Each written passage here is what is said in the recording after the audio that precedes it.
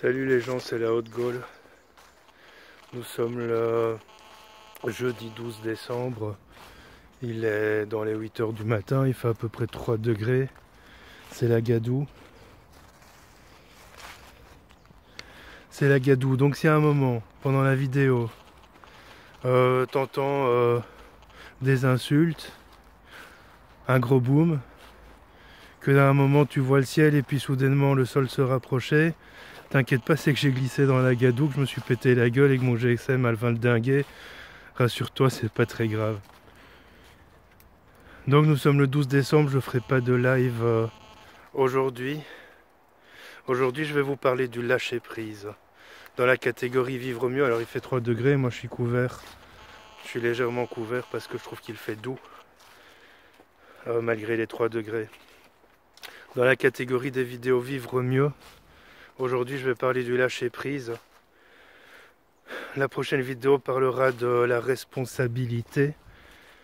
J'en ferai sans doute une sur le libre arbitre, une autre sur le discernement, ou peut-être que des sujets vont se croiser dans certaines vidéos, puisque finalement elles sont plus ou moins toutes reliées. Comme tu remarques, je reviens sur des anciens sujets que j'avais traités dans des vidéos de 2015-2016, où j'avais traité les sujets de manière un peu trop succincte. Puis avec le temps, il y a des choses qui arrivent, des manières différentes de l'expliquer, des manières différentes de l'aborder, de le comprendre, de le percevoir, etc. Avant de faire cette vidéo, je vais faire une petite, entre guillemets, une mise au point, mais c'est ni de la colère, ni de l'énervement, c'est juste une mise au point. Quand dans ce genre de vidéo, je t'expose, pour ne pas dire j'essaye de t'enseigner ou de te transmettre des effets énergétiques, je ne peux pas entendre les commentaires qui vont à l'encontre de ce que je raconte. Je dis pas que j'ai raison, c'est pas le sujet, c'est pas le discours. Mais quand je parle par exemple du discernement et qu'on me dit ouais mais le discernement c'est du lâcher prise, non pas du tout. C'est relié, mais c'est pas forcément du lâcher prise. Quand je parle des signes et qu'on me dit oui mais laisse les gens voir les signes où ils veulent, oui je peux laisser les gens voir les signes où ils veulent, c'est pas mon problème ça. Les gens voient ce qu'ils veulent où ils veulent. Mais j'essaie juste de recadrer pour que les gens comprennent ce que c'est exactement et précisément. Donc quand j'expose un fait énergétique, quand j'expose un fait qui plus est vérifiable, pour qu'ils se renseignent un petit peu, pour qu'ils s'intéressent à l'ésotérisme, à la vraie spiritualité, etc. Je ne peux pas entendre forcément les commentaires contraires, tout simplement parce qu'il y a des faits. Tu ne remets pas en question le fait que tes poumons respirent. Tu ne remets pas en question que pour faire démarrer ta voiture, tu dois la mettre en première, avant toute chose. Ouais, tu peux la mettre en deuxième et la démarrer en pente si tu veux, mais je veux dire, voilà, il y a des faits. Tu ne remets pas en question le fait que pour manger, tu dois cuisiner ou acheter un plat tout fait, si tu veux. Mais je veux dire, voilà, il y a des faits, il y a des faits. Et dans l'énergétisme, pas dans l'énergétique, c'est-à-dire tout ce qui est énergie, tout ce qui est... j'ai la truffe un peu humide parce qu'il fait quand même un peu humide même s'il fait doux. Dans l'énergétisme, il y a des faits. Et dans ces faits, le discernement, c'est la capacité à se détacher d'une émotion, le détachement, c'est la capacité à se détacher d'une situation qui implique des émotions. Dans ces faits, un signe, c'est une synchronicité, et pas un signe au moindre petit caillou en forme de cœur. Oui, on peut voir des signes dedans si ça nous intéresse, si on en a besoin. Regarde, voilà. Là, je t'amène devant un arbre. Regarde, bouge pas. Où il y a un dé gravé.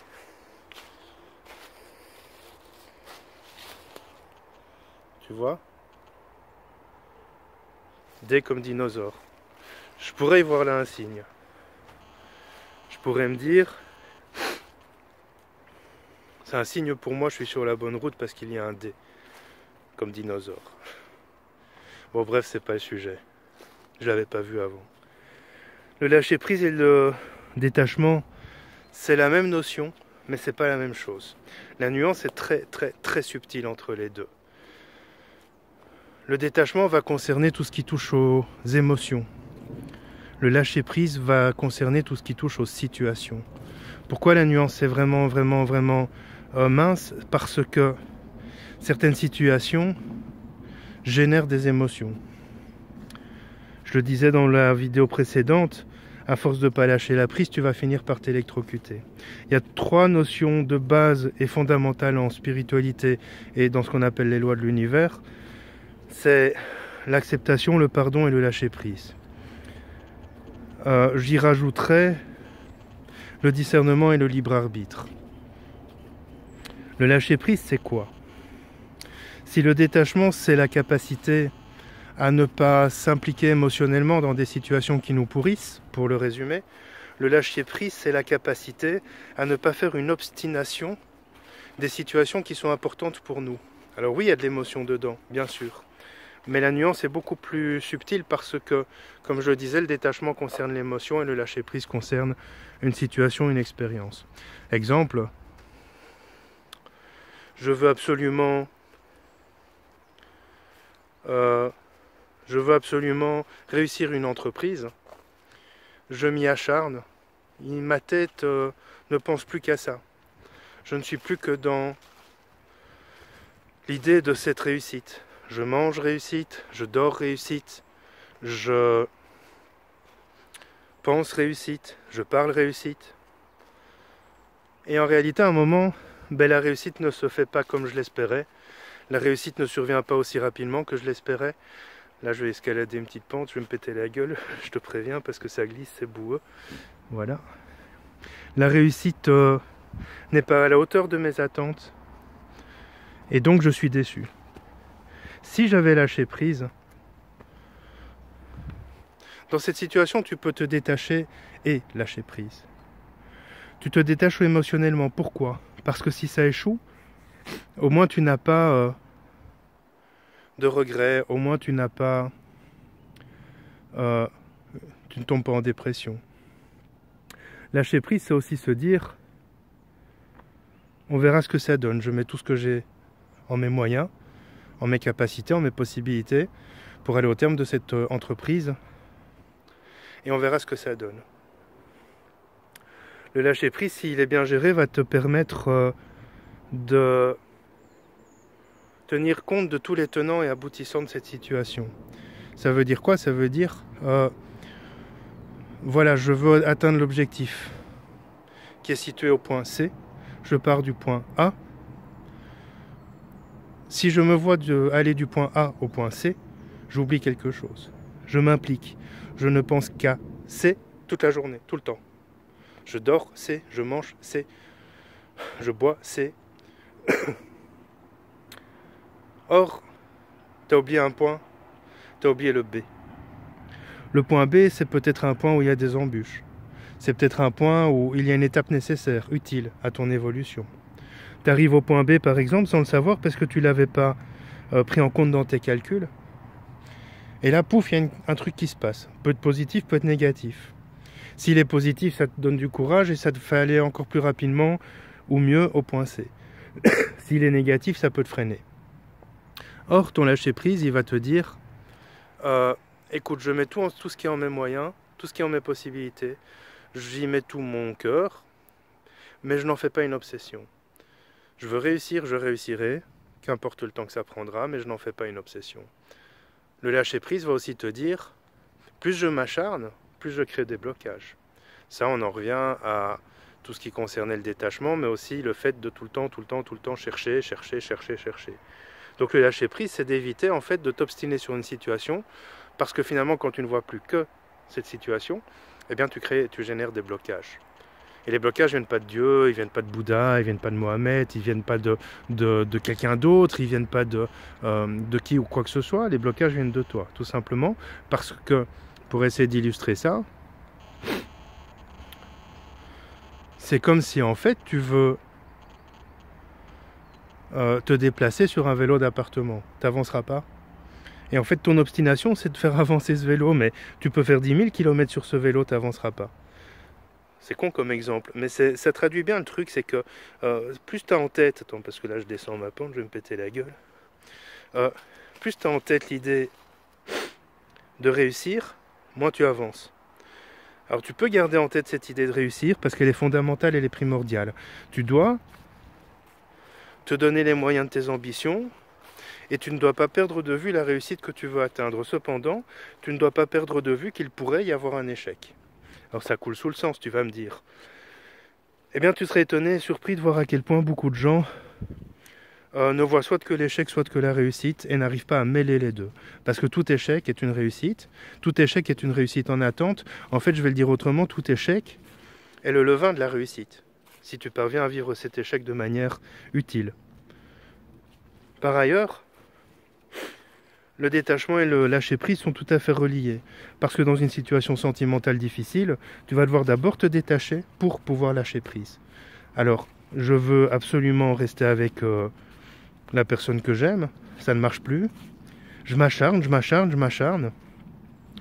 Et en fait, plus je m'acharne, plus je crée de problèmes dans cette relation.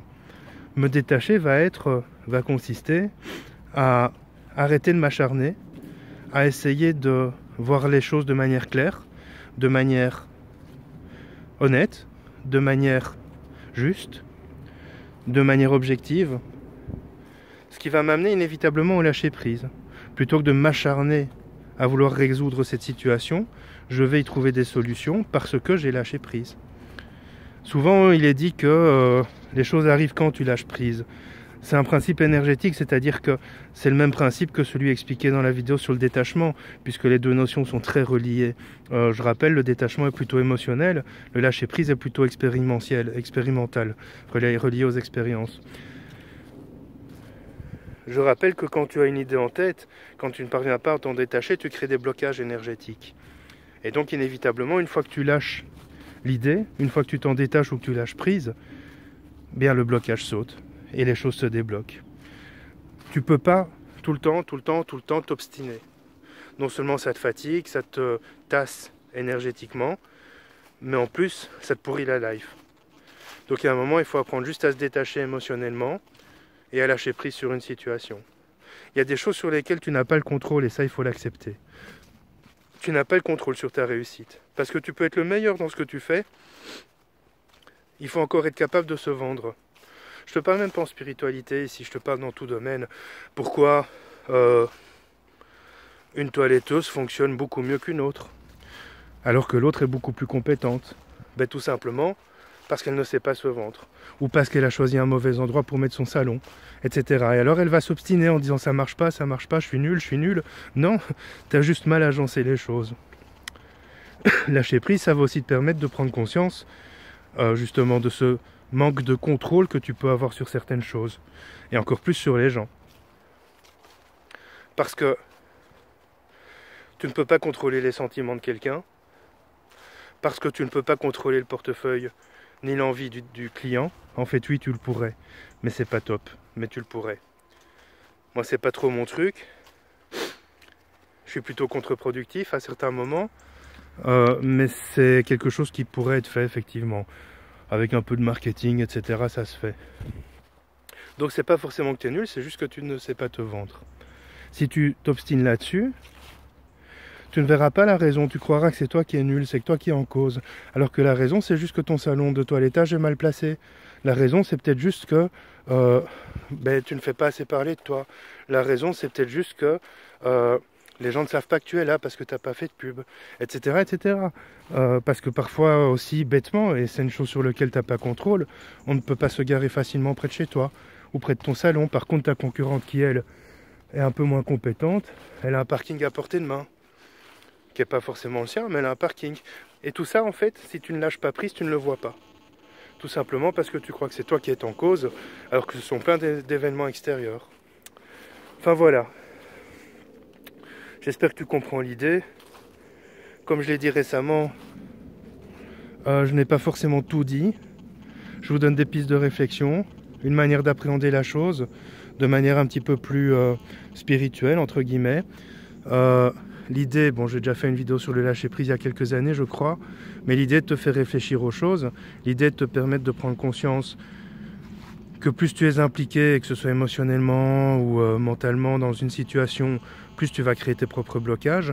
Bien qu'à l'inverse, au niveau énergétique, on peut aussi dire, mais ça dépendra de ton mental, ça dépendra des gens, parce que certains ont le mental plus fort que d'autres, certains ont la volonté, la détermination plus fort que d'autres, certains ont la rage, la dash pour réussir plus que d'autres. Mais on pourrait dire que plus tu vas fixer ton objectif, ça c'est dans les livre de la loi de l'attraction, qui je le rappelle est la loi de résonance en fait, plus tu vas fixer ton objectif, plus tu vas l'atteindre. En fait non, plus tu vas être ton objectif, plus tu vas l'atteindre. Si pour toi, on vit dans un monde où tu as par exemple des milliers de chefs, je parle de cuisine, tu as des milliers de chefs, mais tu n'en as qu'une poignée qui sont vraiment connus, qui ont des étoiles, Michelin ou Gomillot.